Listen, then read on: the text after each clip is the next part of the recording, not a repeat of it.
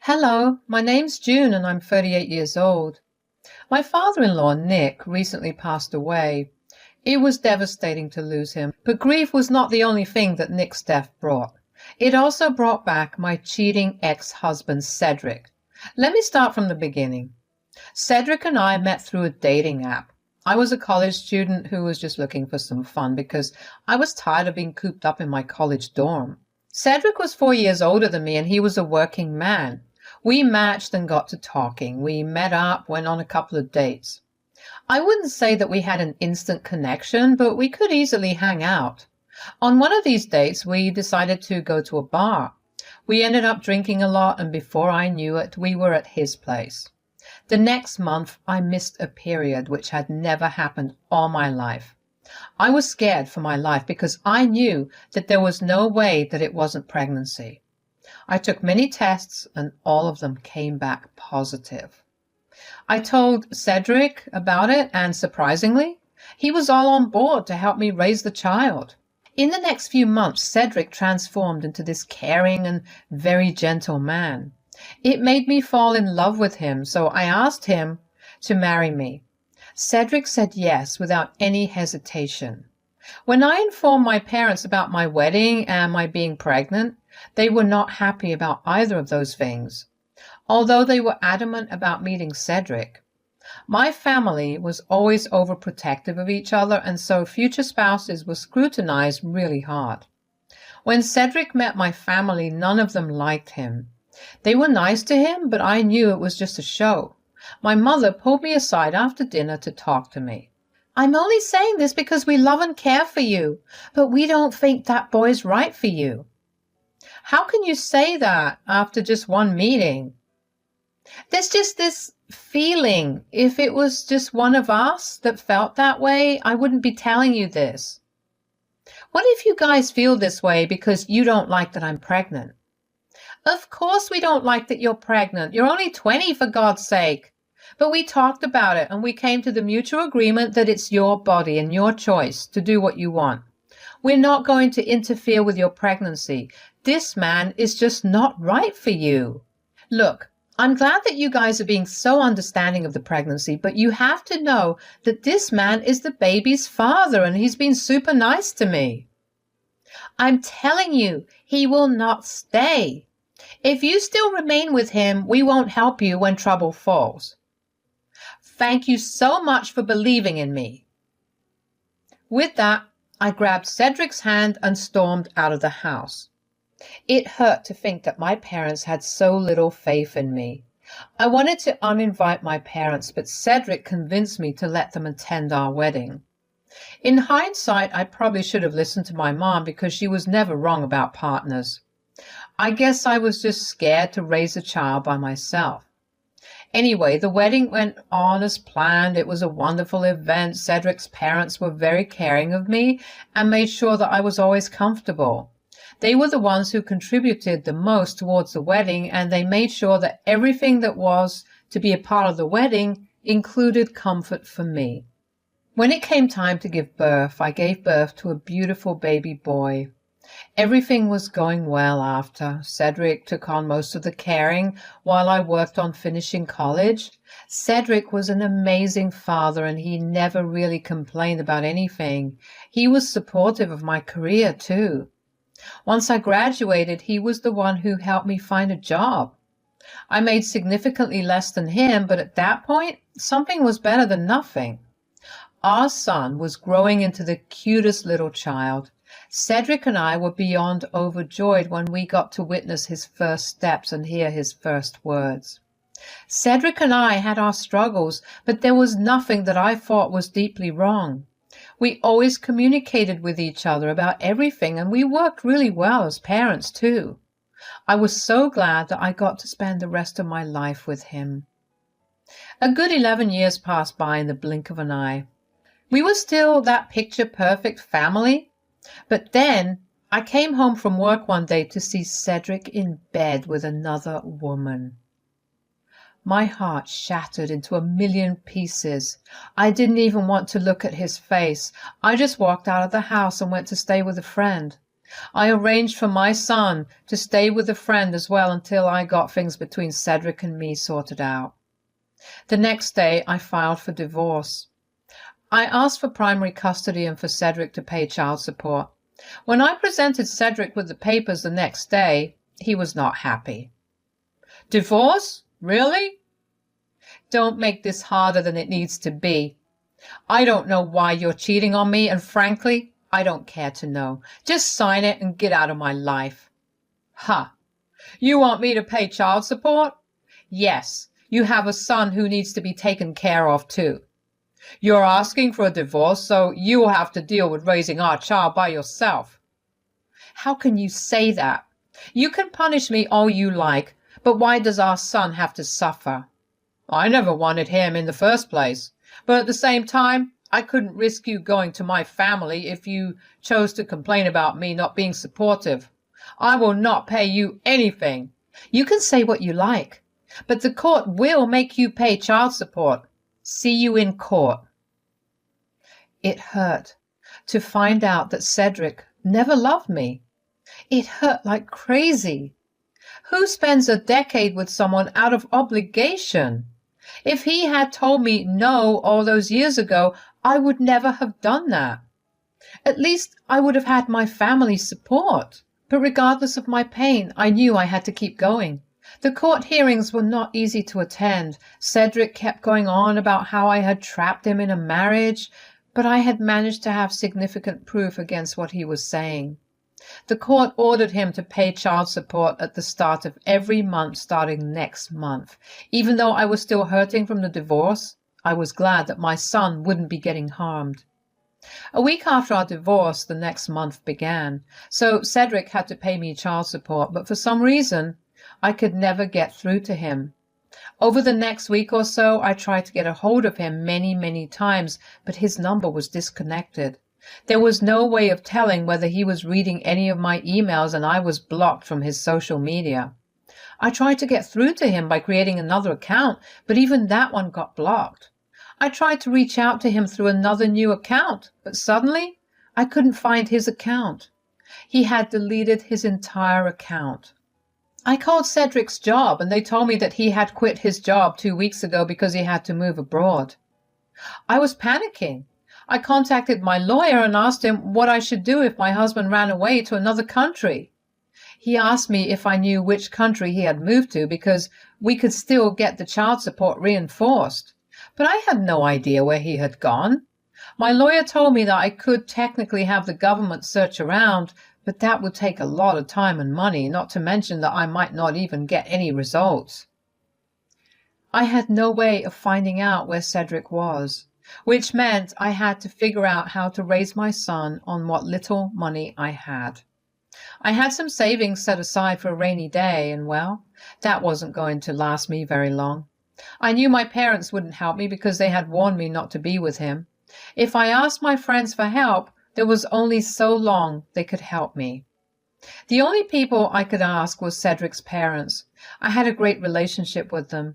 In fact, after Cedric and I had told them that we were getting divorced, they were more concerned about me than their own son. They were really wealthy, and I knew they were a safe bet. I didn't expect them to give me a crap ton of money every month. I just needed what Cedric was ordered to pay. Even a little less than that would work. Although I didn't want to contact them immediately, I decided to just go on until I couldn't take care of my son and myself. I lasted about 3 months. It was a real struggle to pay all the bills. By the end of the month, I could only feed my son, but I figured things would all be okay. I was actually even beginning to stop entertaining the idea of asking Cedric's parents for help. And then my son got really sick. He had to be hospitalized for a couple of days. The medical bills, even after insurance, were way too much for me to be able to pay off. I remember having a huge breakdown about it. We were barely getting through the month as it was, and to have another huge expense was salt to an open wound. I knew I had to contact Cedric's parents, so I did. Hey, June, how's everything going? It's been a while since we heard from you. Yeah, well, I've been struggling a lot. Oh, no. Is Cedric creating any hassles for you? He's abroad somewhere. Haven't you heard from him? Abroad? What do you mean? I thought you knew. He ran away the day we got a divorce to get away from paying child support. What the hell? I just thought he was being him and not calling us. Plus, I have to admit, we were mad at him for ruining a good relationship, so we didn't call him up either. Yeah, so I've been struggling. Oh, God, yeah. You know what? Why don't you guys come over? I'll talk to Nick about all this, and we'll do our best to help you. Thank you so much. I really don't know how I can repay you. Nonsense. You've been dealing with all this for months. I wish you had come to us earlier. Besides, we want to take care of our grandbaby too.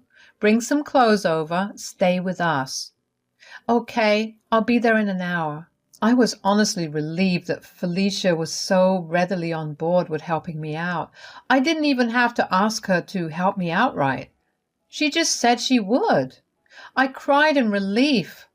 Once I was done crying, I packed up a small suitcase for my son and me, and we went over to Felicia and Nick's. Felicia greeted us at the door with huge hugs. When we went in, we saw Nick, and he also greeted us with huge hugs. We sat down to have lunch and just had casual conversations. They made sure to ask my son a lot of questions and made him feel involved, which made me feel happy that they were protecting my child from hearing things that he shouldn't have heard. When we were done with lunch, my son went off to play somewhere in the house, and Nick, Felicia, and I talked about how everything had been the past 3 months. They were furious about how Cedric left me.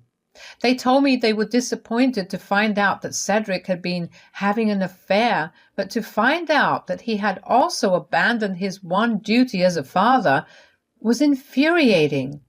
They were also upset with me for not reaching out earlier, and I admitted it was wrong of me to do that. Nick was adamant about helping me out financially.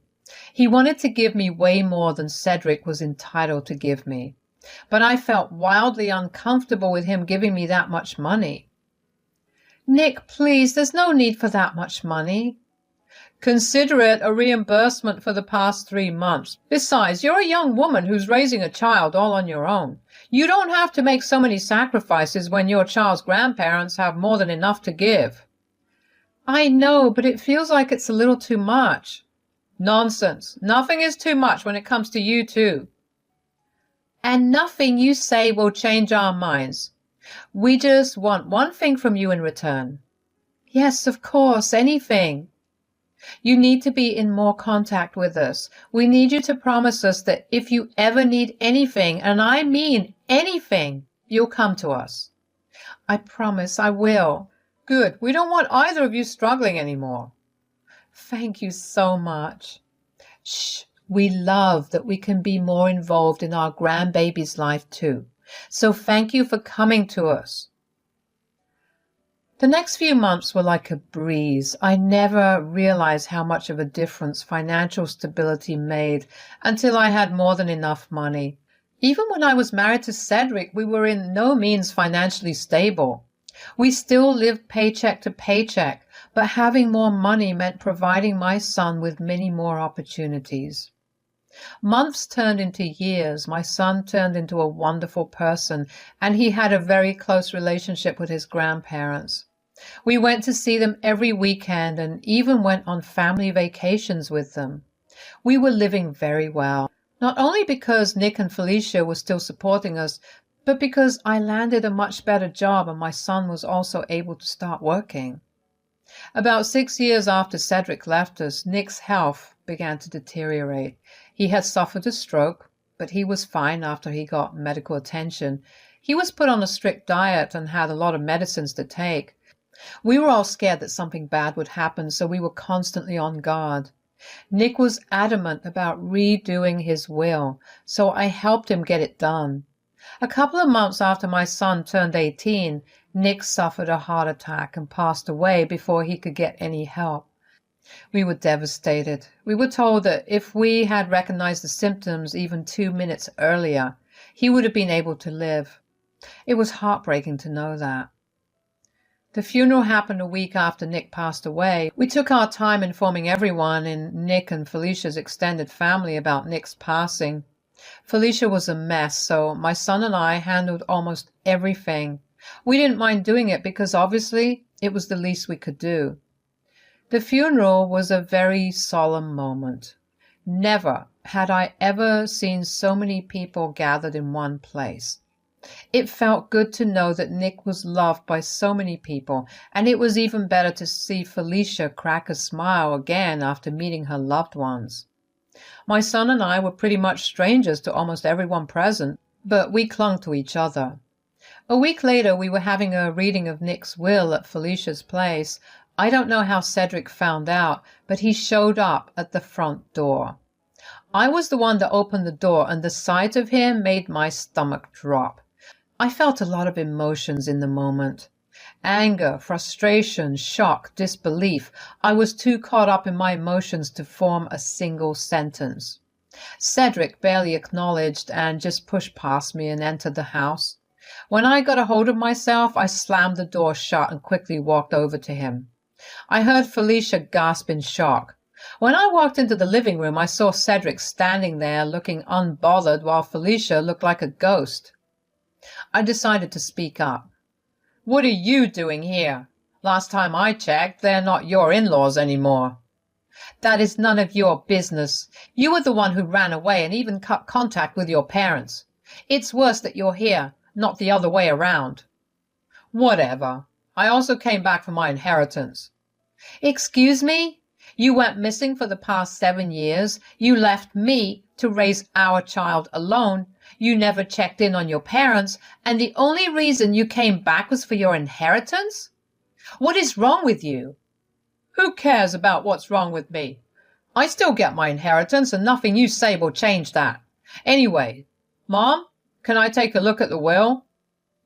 "What inheritance are you talking about?" "Dad promised me half of all his assets. I just want to see if he did give it to me and when I'll get it." I took a look at it, and there was absolutely nothing in it for you, although Nick did leave you a letter. Hearing that all his dad left him was a letter made Cedric angry. I saw his expression change from nonchalance to anger, and I felt giddy with happiness.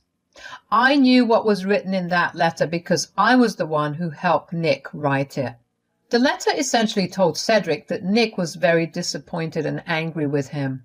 He told Cedric that he had raised him to be a better person and not someone who cheated on their spouse or ran away from major responsibilities. Nick went on to explain that since Cedric left me and my son alone to fend for ourselves, he was the one who stepped up and took care of us, with Cedric's portion of his inheritance. Nick said that after his grandson was born, he changed his will to divide his assets into 3 parts between Cedric, Felicia, and my son. But because Cedric left, he decided to spend Cedric's portion on my son and me, and whatever was left, he was donating it to a non-profit organization that worked towards helping single mothers, while my son and Felicia would get their portion of the inheritance. I watched Cedric's face get redder and redder with anger. It honestly made me want to laugh out loud. I couldn't believe he actually thought he would get an inheritance from his father. Nick was a good man who had strict morals. He didn't care who you were to him.